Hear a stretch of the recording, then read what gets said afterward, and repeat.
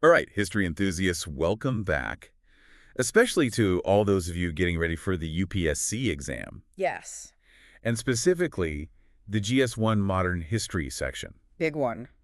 But really to anyone who finds this era of Indian history just completely fascinating. Yeah, you're in the right place if that's you. Because we are back for part 2 of our deep dive into this period. Part 2 already, can you believe it? And this time, we are tackling a figure. A big one. A figure who looms large, let's say, in this story. And that is Muhammad Ali Jinnah. Couldn't do this era without talking about him, right? Last time we set the stage. The backdrop. Now we are zeroing in on the man himself. Yeah, and it's not just, like the what of his life, Mm-hmm. the dates and the names. It's the how did his views evolve? Yeah, how did he get from A to B, essentially? Exactly. And the source we're using for this makes it even more interesting. How so? It's a document celebrating his birth anniversary. Okay. So inherently, it's going to be positive. Right, so it's already got a slant to it. Yeah, exactly. So the challenge for us is... Can we find some nuance in there? That's it.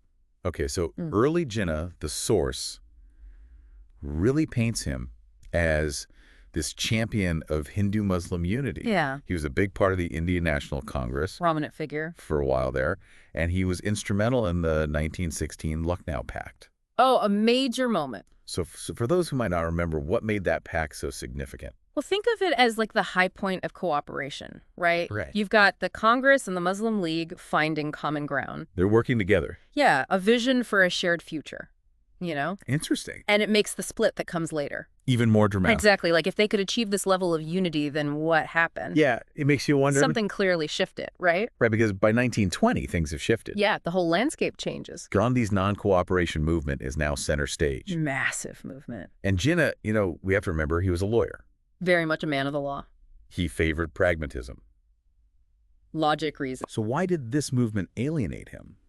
Well, you got to imagine Jinnah looking at this movement and seeing chaos, a departure from the structured, legalistic approach he valued. Right, like Gandhi's mass mobilization, civil disobedience, it just didn't jive with him. It probably clashed with his core beliefs about how politics should work. Yeah. Almost like a clash of personalities. Oh, so it wasn't just the politics, it was personal, too. Could been. Layered on top of all those political disagreements.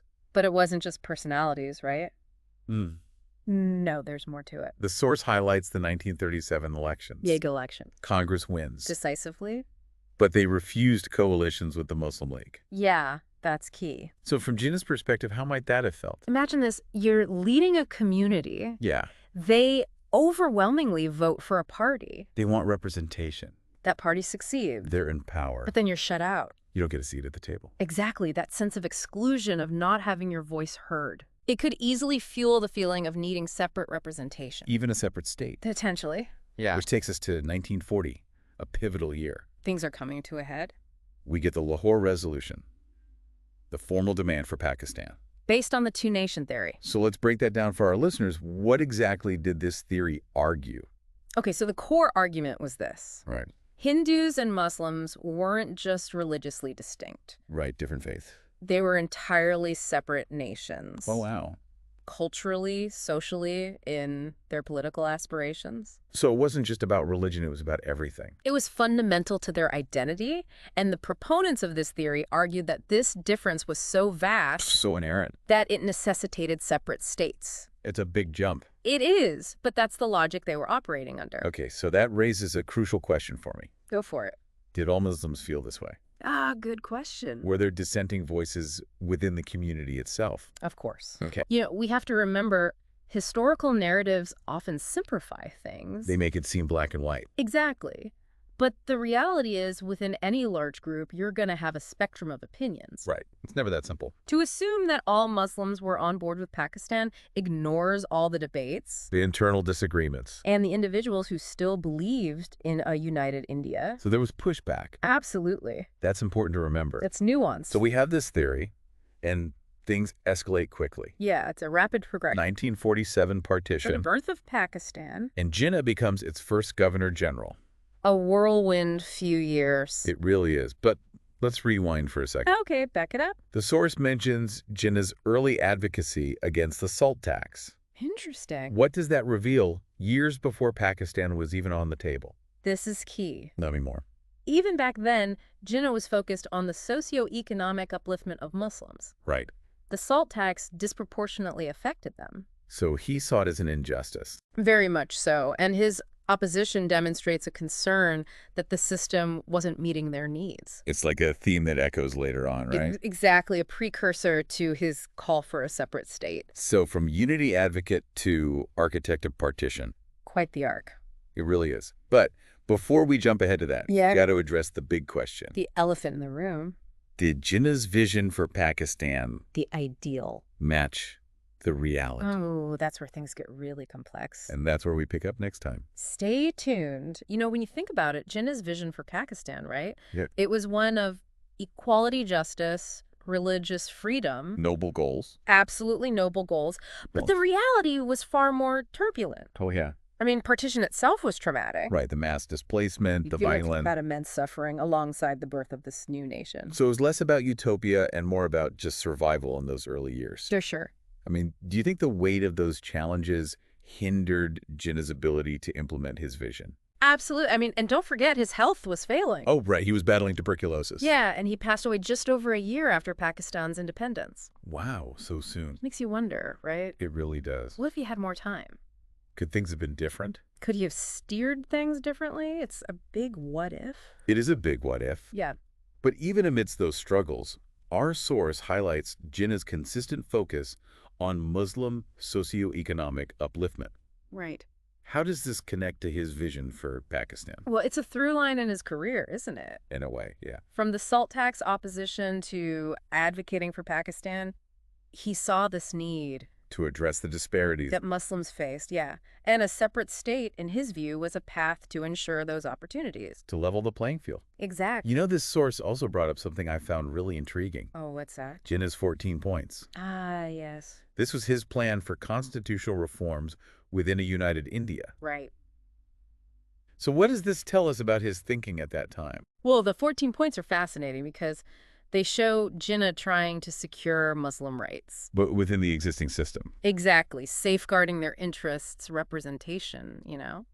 So it suggests that maybe he wasn't always set on partition. Yeah, it was a It's negotiation. like he was trying to make it work. A quest for a workable solution. So he was willing to work within the system, at least initially. It seems that way. So what ultimately led him to abandon that approach and push for a separate state? Well, think back to what we discussed earlier. The 1937 election. Exactly. Congress refusing coalitions. That sense of exclusion, Yeah, the feeling that Muslim voices were being sidelined. like they didn't matter. It likely solidified in Jinnah's mind that a separate state was the only guarantee. The only way to truly protect their interests. So that's how it's And from there, the dominoes fall. one after the other. The Lahore Resolution, partition, the birth of Pakistan. All within a few short years? It's a whirlwind of history. It really is. And, you know, Jinnah's story is a reminder Of why that historical figures are products of their times. they don't exist in a vacuum. Exactly. But- Their actions, their ideologies are shaped by the circumstances they face. The challenges they encounter. Right. It's all connected. But it's not just about understanding him. No. It's about understanding the broader context. The bigger picture. The political climate of India at that time, the rising tide of nationalism. The complex interplay between religion and politics. These are all crucial elements They all played a role. that shaped Jinnah's journey and ultimately led to the creation of Pakistan. Precisely. And for those prepping for the UPSC, Yeah. this nuanced understanding is key. It's what they're looking for. Don't just memorize dates and events. Right. Go deeper. Delve into the why. Exactly. Why did Jinnah evolve? Why did certain decisions lead to such dramatic outcomes? That's the level of analysis that sets you apart. So speaking of analysis, let's zoom out a bit. Okay. What are some of the long-term implications of Jinnah's legacy? Good question. How did his actions shape the subcontinent? And indeed, the world as we know it today.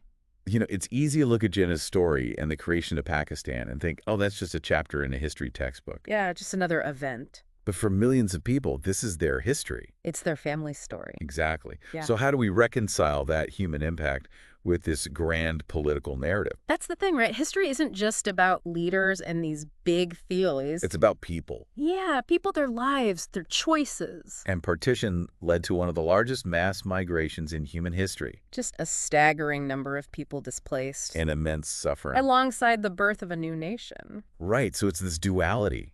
It is. And I think that's what makes understanding Jinnah so challenging. Yeah, you can't just ignore one side of the story. Exactly. So it brings us back to this question of legacy. The big one. Was he a hero? Who gave a voice to a marginalized community? Or did his actions lead to immense tragedy?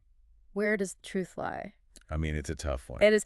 History rarely offers these neat answers, you know? It's never black and white. Jinnah was both a brilliant strategist. Someone who achieved what many thought was impossible. And a figure whose actions contributed to a deeply painful chapter. And I think that's what makes him so fascinating. For sure. So for our listeners, especially those studying for the UPSC. Right, who need to really grapple with this. How do we approach a historical figure like this? How do you analyze and form your own conclusions? Yeah. What's the right way to think about it? Well, I think the key is to go beyond those simplistic narratives. Don't just reduce him to a hero or a villain. Exactly. Recognize the turning points, the influences that shaped his path. Like we've been talking about. Understand the context. The political climate, the rise of nationalism, the interplay of religion and politics. All of it. Because that's where true historical understanding lies. It's the only way to really get it. And for anyone really UPSC student or not, isn't that the point of diving deep? It's not just memorizing facts. It's about wrestling with these complexities. These questions that have no easy answers. So as we wrap up our deep dive into Jinnah's life and legacy, what a journey. What's the final takeaway? The thought we want to leave our listeners with, Yeah. I'd say this history is a conversation. Not a monologue. Exactly. Jinnah's story is still being debated, interpreted, reevaluated. It's not over. Engage with those debates, explore different perspectives, and form your own conclusions. Because that's how we learn from the past. And how we make it relevant to our own lives. Beautifully put. And to our listeners, thank you for joining us on this journey. Always a pleasure. Remember to like and subscribe for more deep dives into the fascinating Rich and challenging world of history. Until next time, keep those minds curious. and keep exploring.